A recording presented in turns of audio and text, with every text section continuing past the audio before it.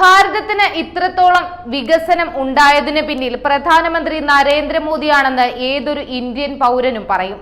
കാരണം ഭാരതത്തിൽ 70 വർഷത്തോളം അവഗണിക്കപ്പെട്ട മേഖലയായിരുന്നു ഹൈവേ വികസനം. പ്രധാനമന്ത്രി നരേന്ദ്രമോദി 2017 ഭാരത്മാല യോജന പ്രഖ്യാപിച്ചതോടെയാണ് അടിസ്ഥാന സൗകര്യ വികസനത്തിൽ അതിവേഗ വികസന കുതിപ്പിന് അവസരമൊരുങ്ങിയത്.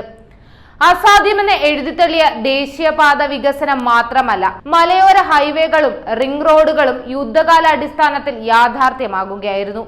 റോഡ് വികസനം കാര്യക്ഷമമായി നടക്കുന്ന ലോകത്തെ 10 രാജ്യങ്ങളുടെ പട്ടികയിൽ ഭാരതം ഇപ്പോൾ 2ാം സ്ഥാനത്താണ്.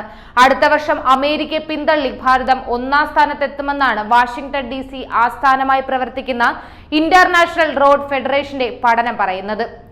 IRFന്റെ 2023 സർവേ പ്രകാരം 1ാം സ്ഥാനത്ത് നിൽക്കുന്ന അമേരിക്കയിൽ 68,32,000 കിലോമീറ്റർ റോഡ് ശൃംഖലയാണുള്ളത്. വലിയ രാജ്യമായ റഷ്യയിൽ 1,53,875 കിലോമീറ്റർ റോഡുള്ളപ്പോൾ ഭാരതത്തിന്റെ 3 ഇരട്ടി വലിപ്പമുള്ള ചൈനയിൽ 53,500 കിലോമീറ്ററാണ് ആകെ ദൈർഘ്യം. എന്നാൽ 2ാം സ്ഥാനത്തുള്ള ഭാരതത്തിനാവട്ടെ ഇപ്പോൾ തന്നെ 67 ലക്ഷം കിലോമീറ്ററാണ് റോഡ് ദൈർഘ്യമുള്ളത്. 1ാം സ്ഥാനത്തുള്ള അമേരിക്കയെ പിന്തള്ളാൻ 1,32,000 കിലോമീറ്റർ റോഡ് കൂടി നിർമ്മിച്ചാൽ മതിയാകും.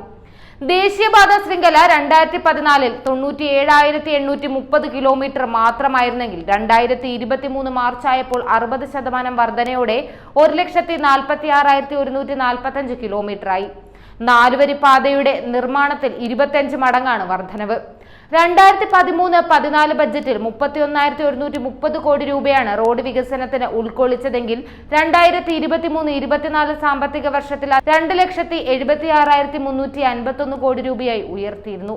10 വർഷം കൊണ്ട് 9 ഇരട്ടിയോളം വർധനവ്.